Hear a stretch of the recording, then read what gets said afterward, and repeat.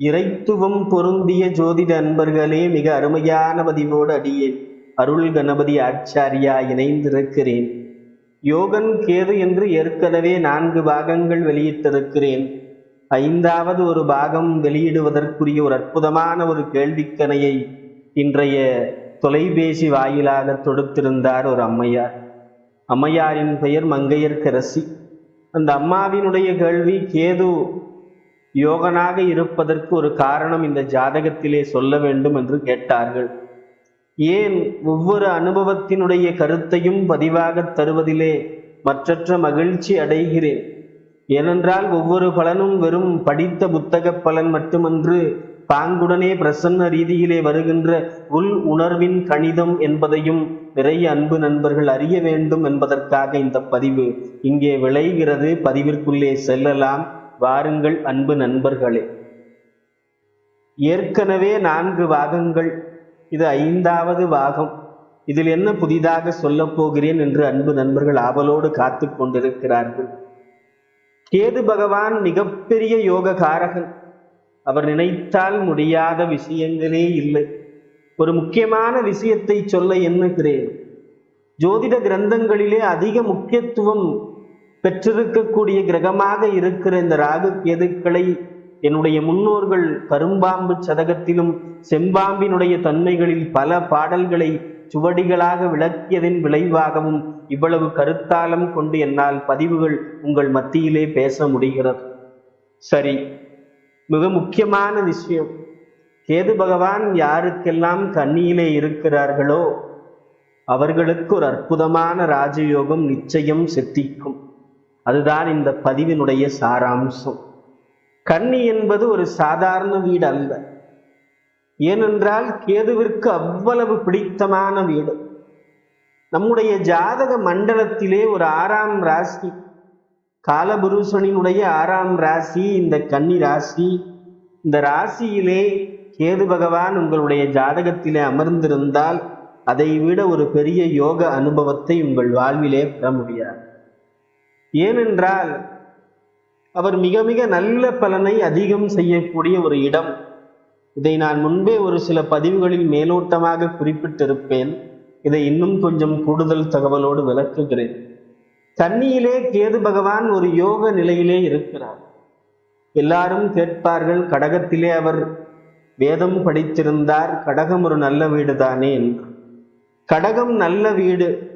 கடகத்திலே குருவோடு இருக்கும் பொழுது அது யோக வீடு. கன்னியை பொறுத்தவரையிலே அவர் எவரோடு இருந்தாலும் அதை விட தனித்திருக்கக்கூடிய கேது மிக மிக யோகனாக கன்னியிலே இருப்பார்.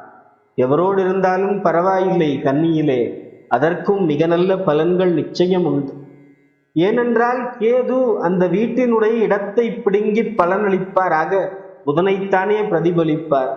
புதன் என்கின்ற ஒரு நிலைப்பாடு கன்னியிலே ஏற்படும் பொழுது அந்த அற்புதமான கன்னி ஒரு யோகத்தன்மையினை பெறுகிறது. கன்னிராசிக்கு மட்டும் புதனுக்கும் கேதுவுக்கும் அவ்வளவு நெருக்கமுள்ள ஒரு இடமாக இருக்கிறது. அதனாலே கேது பகவான் அங்கே வந்து உட்கார்ந்தாலே போதும், தன்னுடைய கெடுதலான ஒரு சீற்றங்கள் எல்லாம் குறைந்து நன்மையான ஒரு இயற்கைக்கு மாறாக விளங்குவார். இயற்கையிலே கெடுதல்களை செய்யக்கூடிய ஒரு நிலைப்பாட்டை மறந்துவிட்டு ஒரு மிக மிக ஒரு சாதுவாக ஒரு சரித்திர நாயகனாக அந்த ஜாதகரை மாற்றுவதற்குரிய ஒரு மகோன்னத சக்தியை வழங்குகின்ற கேதுவாக இருப்பார். கேதுவை பொறுத்தவரையிலே உங்களுடைய அமைப்பிற்கு அந்த வீட்டு அதிபதி புதன் ஓரளவு பலம் பெற்றுவிட்டால் கூட போதும். கேதுவினுடைய சாராம்சம் பெற்றிருக்கக்கூடிய வீடுகள் மிக மிக செழிப்பாகும். எப்படியும் 7ஆம் வீட்டை பார்ப்பார். ஆக மீனம், அந்த ஜாதகத்திற்கு மீனம் எந்த வீடோ அந்த வீட்டினுடைய சுப பலன்களையும் மிக அற்புதமாக எடுத்து அதன் மூலம் மேலும் இந்த ஜாதகத்தினை விருத்தி செய்வார். ஆக அன்பு நண்பர்களே, மிக நல்ல பலன்களே கிடைக்கும். அதிலும் நம்முடைய வாழ்க்கையினுடைய நலம் மிக சற்று ஒரு அபரிமிதமான வளர்ச்சியை காண்பதற்கு அந்த தசாபுத்திகள் மிக மிக பலன் தரும். எல்லோரும் கேட்பதுண்டு, கேது புத்தியிலே நான் கஷ்டப்பட்டேன் என்று. கன்னியிலே இருக்கக்கூடிய கேது இருப்பவர்கள் கேது புத்தியிலே கஷ்டப்பட மாட்டார்கள், மிகப்பெரிய உயர்ந்த நிலை பெறுவார்கள். ஏனென்றால் கேதுவிற்கு கூடுதல் நலம் தருகின்ற ஒரு சக்தியினை, அந்த அற்புதமான ஒரு இடம், அந்த இடத்தை பொறுத்தவரையிலே ஜாதகனுடைய முக மலர்ச்சி ஏற்படும், முக மகிழ்ச்சி ஏற்படும், சந்தோஷத்தோடே இருப்பார். எல்லோரிடமும் அவர் சிறப்பானவர் என்பதை விளக்கும் பொருட்டு எளிமையாக ரொம்ப கூலா இருப்பார். எந்த இடத்துக்கு போனாலும் மிகவும் கூலாக, சிரிப்போடு, சந்தோஷத்தோடு, மகிழ்ச்சியோடு, எல்லோரும் தன்னை பார்க்கின்ற வகையிலே கவர்ச்சிகர தன்மையோடு, ஒரு அற்புதமான சாதுரியமான மென்மையான இனிமையான பேச்சோடு, எல்லா வகைகளிலும் தன்னுடைய செயல்பாடுகள் காரியங்கள் இவைகளெல்லாம் செம்மையாக அதனை சாதித்து காட்டுகின்ற வன்மையினை தருகின்ற கேதுவாக அந்த ஜாதகனை வளர்த்தெடுப்பார். ஆக சுயநலம் கொண்ட ஜாதகம்தான், இதில் எந்த மாற்று கருத்தும் இல்லை. கேது கன்னியிலே அமர்ந்து விட்டால் தன்னுடைய நலனை அதிகம் செய்வார். தனக்கு இது லாபப்படுமா, தனக்கு இது பிரயோஜனப்படுமா என்றெல்லாம் யோசிப்பார். ஆக புகழ்மொழிக்கு ஆசைப்படுவார். புகழ்மொழி வேண்டும் என்றால் எல்லோருக்கும் செய்ய வேண்டும், தானம் செய்ய வேண்டும், நல்லதொரு தர்ம பிரபுவாக வாழ வேண்டும் என்றெல்லாம் யோசிப்பார். ஆக அத்துணைக்கும் இந்த கேது விளங்க காரணமாகி ஜாதகனை உயர்த்துவார். அதனால எல்லோரும் சொல்லுவார்கள், அந்த ஜாதகர் நல்லதொரு கொடைவல்லல் போல இருக்கிறார், நல்லதொரு தியாக செம்மல் போல வாழ்கிறார், எல்லோரையும் காத்து ரட்சிக்கிறார், அவர் ஒரு சிறந்த ஒரு காப்பாளன் போல வாழ்கிறார் என்றெல்லாம் சொல்வார்கள். ஏனென்றால் புதனினுடைய அத்துணை சுகத்தன்மைகளையும் சுபத்தன்மைகளையும் இந்த கேது மிக அற்புதமாக ஈர்த்து பலன் தருவார். புதன் என்றாலே படிப்பென்பார்கள், திறமை என்பார்கள், இனிமையாக பேசுவார், மென்மையாக வாழுவார், அப்பப்போ ஜோக் பண்ணுவார். அந்த விகடகவி போல வாழ்தல், அந்த அமைப்பிலே ஈர்ப்பான கவர்ச்சியோடு வாழ்தல், நல்ல ஒரு அலங்காரம் செய்தல், ரொம்ப எப்பொழுதும் ரொம்ப ஒரு பளிச்சென்று இருக்கக்கூடிய தோற்றம், மாப்பிள்ளை போல பெண் போல ஒரு சிறப்பான தோற்றத்தோடு ஒரு சிரித்த முகத்தோடு வாழ்கின்ற ஒரு அமைப்பு. கேது பகவான் இந்த ஜாதகத்திலே கன்னியிலே இருப்பதாலே பல நன்மைகள் நிச்சயம் இயற்கைக்கு மாறாக வந்து விடுகிறது. அதனாலே அவர்களுடைய வாழ்வு மிக மிக யோகமாக இருக்கிறது. ஆன்மீக வீடு எதிரே இருக்கிறது. கேதுவுக்கு எதிரே ஆன்மீக வீடான மீனம் இருக்கிறது. அதனாலே அவர்களுக்குள்ளேயே பக்தி, பூஜை, புனஸ்காரங்கள், ஆன்மீக அனுஷ்டானங்கள், ஆச்சாரங்கள், விழாக்கள், திருவிழாக்கள், பண்டிகைகள், விரதங்கள், ஹோமங்கள், யாகங்கள், யத்னங்கள், பூஜைகள், இவைகள் எல்லாத்தையும் ரொம்ப ஈடுபாடு, அதன் மேலே பக்தி. இதை செய்யலாம், அதை செய்யலாம், இந்த நாள் ரொம்ப நல்லா இருக்கு, சண்டி ஹோமம் செய்யலாம், இந்த நாள் ரொம்ப நல்லா இருக்கு, சுதர்சன ஹோமம் செய்யலாம், இந்த நாள் ரொம்ப நல்லா இருக்கு, ரொம்ப அற்புதமான ஒரு நல்ல நல்ல யாகங்கள், ஹோமங்கள், அதை பற்றி பார்த்து படித்து இந்த ஆச்சார அனுஷ்டானங்களிலே ஈடுபாடு, அந்த பக்தி மார்க்கம். இந்த ஆலயம் ரொம்ப விசேஷமானது, அந்த ஆலயத்திற்கு செல்லலாம், அந்த இயற்கையான வாழ்க்கைக்கு கொஞ்சம் செல்லலாம், தீர்த்த யாத்திரை செல்லலாம், உல்லாச பயணங்கள் செல்லலாம். அதையெல்லாம் அவர்களுடைய நண்பர்களோடு அல்லது சொந்த சந்தோஷத்தோடு குடும்பத்தோடோ அந்த ஜாதகத்தினுடைய யோக பலனுக்கு ஏற்றவாறு அங்கெல்லாம் செல்வார்கள். ஆக மகிழ்ச்சியோடு இருப்பார்கள். ஆன்மீகமும் அவர்களுக்கு அற்புதமாக வரும். மகான்கள், ஞானிகள், யோகிகள், பெரிய மனிதர்கள், இவர்கள் எல்லாம் எப்படியாவது தங்களிடத்திலே பழக வேண்டும், அவர்களின் உபாசனை செய்து பலன் பெற வேண்டும் என்பதை செய்து சாதிப்பார்கள். அந்த ஆன்மீக நாட்டத்தின் விளைவிலே கிடைக்கின்ற வெற்றி இருக்கிறது, அது அவர்களுக்கு பரிபூர்ணமாக கிடைக்கிறது. அதனாலே அவர்களை பொறுத்தவரையிலே அவர்களிடத்திலே ஒரு சிறப்பு கூடிக்கொண்டே இருக்கும். அவர்களை சுட்டி காட்டுவார்கள். இவரிடம் போங்கள், இந்த துறைக்கு இவர்தான் சிறந்தவர், இவரை போல ஒரு சிறந்த ஒரு மனிதர் இல்லை என்று புகழ்வார்கள். அதுபோல அவர்களின் தோற்றம், அவர்களின் செயல்பாடு, அவர்களின் நன்னெறி, அவர்களுடைய நல் அறிவு, இவைகள் எல்லாம் நமக்கு சாட்சியாக தெரியும். அதனாலே சிறுக சிறுக ஏதாவது ஒன்று செய்து செய்து பெரிய அளவிலே புகழ் பெறுவார்கள். அதனாலே அன்பு நண்பர்கள், எண்ணற்ற மக்கள் அவர்களின் மேல் அபிமானம் கொள்வார்கள்.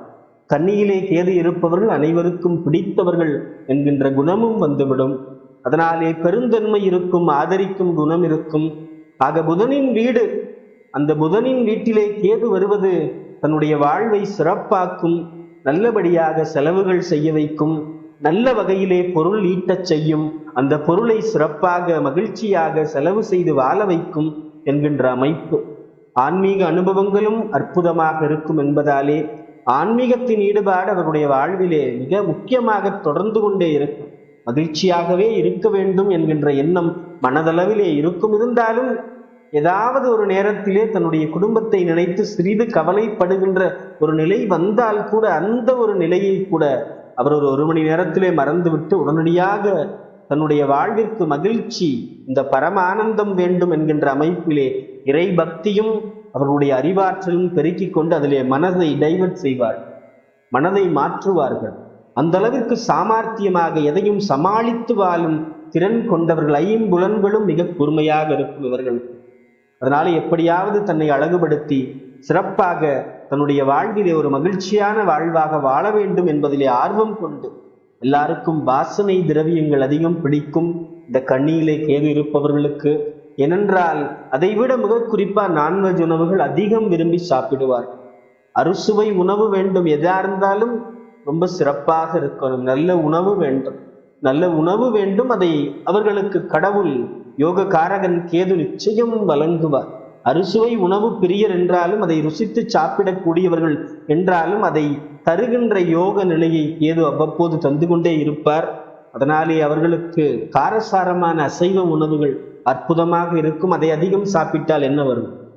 அஜீரண கோளாறு வரும், கேஸ்ட்ரிக் ட்ரபிள் வரும், அல்சர் வரும், அசிடிட்டி வரும், பித்த நீரெல்லாம் பாதிக்கும், வயிறு சம்பந்தமான கோளாறு வரும், கல்லீரல் மண்ணீரல் சம்பந்தமான பிரச்சனை எல்லாம் வரும். அது மாதிரி எல்லாம் வரும். அதனாலே அவர்கள் அந்த அறுசுவை உணவோடு அதை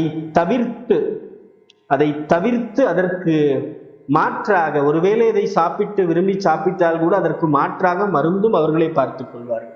அதிகமாக வைத்தியர்களை அவர்கள் நாடுவதில்லை, ஏனென்றால் வைத்தியம் அவர்களுக்கே தெரியும். அதனாலே அவர்களுக்கு வருகின்ற நோய்களை அவர்கள் மூலிகை வைத்தியம் மூலம், ஆயுர்வேத வைத்தியம் மூலம், இயற்கை வைத்தியம் மூலம், சித்த வைத்தியம் மூலம், யுனானி வைத்தியம் மூலம் அவர்களுக்கு அதன் மேலே நல்ல நம்பிக்கை உண்டு. அந்த நம்பிக்கையின் பால் அவர்கள் எடுக்கின்ற ஹெர்பல்ஸ் அவர்களுக்கு வேலை செய்யும். அந்த மூலிகையின் பயனாலே அவர்கள் சிறப்பாக தன்னுடைய நோயை விரட்டுவார்கள். அதனாலே அவர்களுக்கு எல்லா வகையான மாற்றங்களும் ஏற்றங்களும் அவர்கள் வாழ்விலே சிறப்பாகும். அதனாலே அவர்களுடைய தேவி உபாசனைகள், அந்த இறைவனை பற்றுதல், தொடர்ந்து பூஜை அறையிலே ஒரு நீடித்த தியானம் கொள்ளுதல், இது போன்ற சக்திகள் எல்லாம் கூடி வரும். அதே போல புதன் பலமாக இருப்பவர்கள் ஜோதிடத்திலும் கூட பரிமளிப்பார்கள். அது மாதிரி அவர்களுக்கு ஆன்மீக அனுபவங்கள், அதே போல தீர்க்க தரிசனங்கள், இதெல்லாமே அவர்களுடைய மனதிலே தோன்றும். ஆக மிக சிறப்பான இடம் இந்த கன்னிக்கேது. கன்னிக்கேதுவை பற்றி என்னுடைய தந்தையின் நண்பர் ஜோதிடத்திலே பன்னெடுங்காலம் ஆய்வு செய்து அதன் மூலம் அளப்பரிய பல பொக்கிஷமான நூல்களை வழங்கிய ஐயா அவர்களின் கருத்துக்களையும் நான் பார்க்கிறேன். அவரும் சொல்கிறார், கன்னியிலே கேது மிக குறிப்பாக அஸ்தம் சித்திரையிலெல்லாம் இருக்கும் பொழுது அவரை மிஞ்சவே முடியாது, அந்த அளவிற்கு ஒரு பெரிய யோகவானாக செயல்படுவார் என்று. ஆக என்னுடைய முன்னோர்களின் குறிப்புகள், அவர்களின் சுவடி பாடல்கள், இதையெல்லாம் ஆனந்த அனுபவங்களாக்கி அதன் வழியிலே பலன் கூறிக்கொண்டு இருக்கும் வேளையிலே ஒரு அற்புதமான கேள்வி தன்னுடைய பேரனின் ஜாதகத்தை கொடுத்து கேட்ட பொழுது எனக்குள்ளே தோன்றியது, ஏன் இதை இன்று பதிவாக வெளியிடக்கூடாது என்று. அதனாலே அன்பு நண்பர்களே, கன்னிக்கேதுவை புகழ்ந்தே தீர வேண்டும். அது யோகமான இடம், பாக்கியமான இடம். அது உங்கள் ஜாதகத்தில் இருந்தால் நீங்கள் நிச்சயம் நல்ல அதிர்ஷ்டசாலியாக விளங்குவதற்கு நீங்கள் பரிபூரணமாக தேர்வாகி இருக்கிறீர்கள் என்று பொருள் என்று கூறிக்கொண்டு இந்த அற்புதமான பதிவிலே எண்ணற்ற கருத்துக்களை விதைத்திருக்கிறேன். மகா வாராகி அன்னையினுடைய பரிபூரண அருளாலும் அதே போல தெய்வங்களின் கிருபையாக இருக்கக்கூடிய மிக மிக அற்புத தெய்வமாக விளங்குகின்ற இந்த மகா காளி அன்னையினுடைய பரிபூரண அருளாலும் இந்த ஒப்பற்ற பதிவினை உங்களிடத்திலே வழங்குவதிலே மற்றற்ற மகிழ்ச்சி கொள்கிறேன். இந்த பதிவு பிடித்திருந்தால் லைக் செய்ய வேண்டும், ஷேர் செய்ய வேண்டும். புதிதாக வருகின்ற அன்பு நெஞ்சங்கள் பார்த்து பயன்பெறும்படி சப்ஸ்கிரைப் செய்து கொள்ள வேண்டும். மிக்க நன்றி அன்பு நெஞ்சங்களே, மிக்க நன்றி. உங்களுடைய சுய ஜாதகத்தினை விரிவாக பார்க்க விரும்பினால் நல்லொளி ஞானசபா@gmail.com என்கின்ற மின்னஞ்சல் முகவரிக்கு மின்னஞ்சல் செய்து பயன் பெறலாம். மிக்க நன்றி அன்பு நெஞ்சங்களே, மிக்க நன்றி.